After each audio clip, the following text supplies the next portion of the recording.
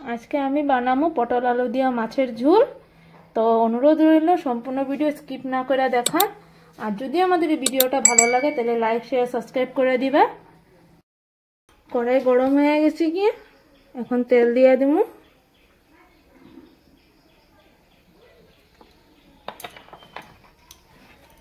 আজকে আমি বানাবো পটল আলু দিয়া মাছের তরকারি।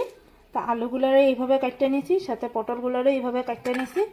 এই যে একটু একটু বাকল রাখছি, পুরা বাকল ছাড়াই দিলে একদম গলে যাবে, তার কারণে একটু একটু বাকল রাখছি। এইভাবে কাটতে নিয়েছি পটলগুলোর। তা চলো ভিডিওটা শুরু করি।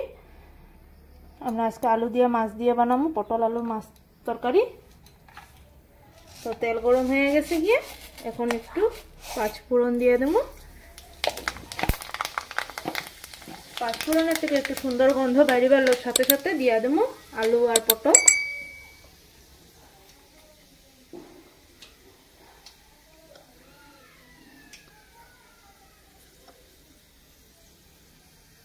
আমাদের ফোড়নের থেকে এখন খুব সুন্দর গন্ধ বেরিয়ে গেছে কি এখন দিয়ে দেবো আলু পটল।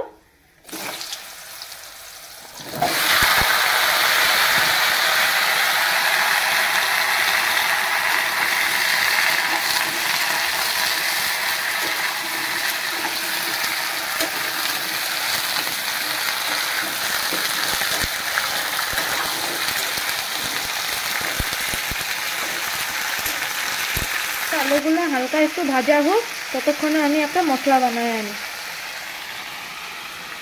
প্রথমে আমি আদা একটু ছেঁচে রাখছি আদাটা। এখন দিয়ে দেবো হলুদ,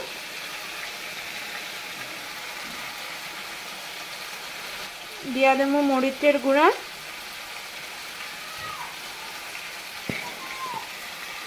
দিয়ে দেবো জিরা ধনিয়ার গুঁড়া,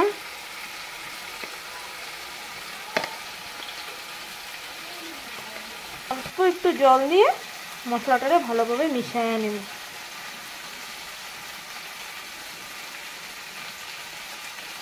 এইভাবে মশলাটা মিশিয়ে সবজিতে দিয়ে দেবো। এদিকে প্রায় আমাদের ভাজাটা হয়ে গেছে গিয়ে এখন মশলাটা দিয়ে দেবো।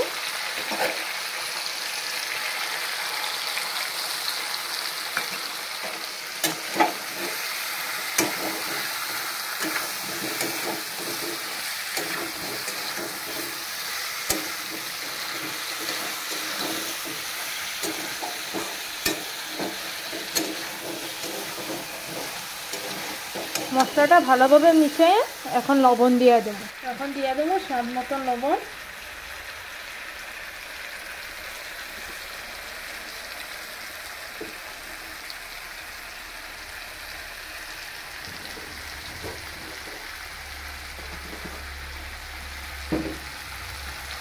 সাথে দিয়ে দেবো 3টা কাঁচা লঙ্কা, দিয়ে এখন ভালোভাবে মিশিয়ে দেবো।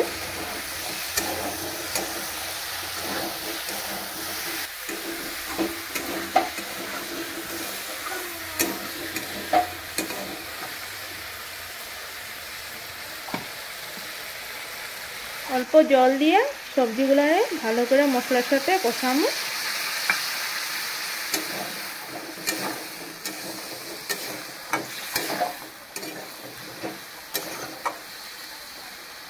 একটু ঢেকা দেবো।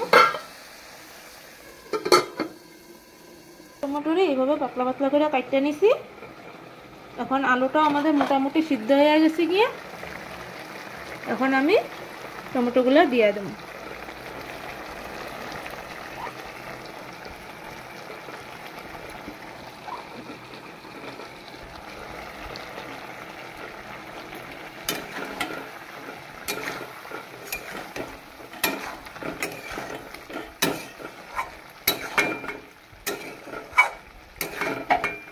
এখন 2 মিনিট ঢাকনাটা দিয়ে দিলে টমেটোগুলো ভালোভাবে সিদ্ধ হয়ে যাবে। সবজিটা খুব ভালোভাবে কষানো হয়েছে, এখন আমি জল দিয়ে দেবো।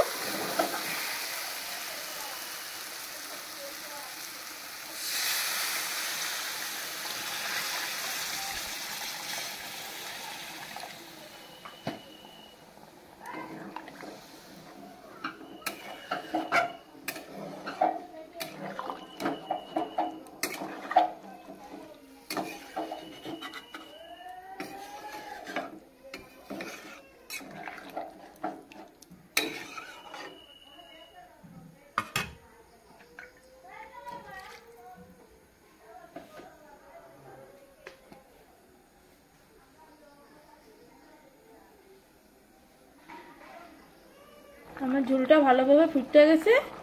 এখন আমি ভাজা রাখা মাছগুলো দিয়ে দেবো।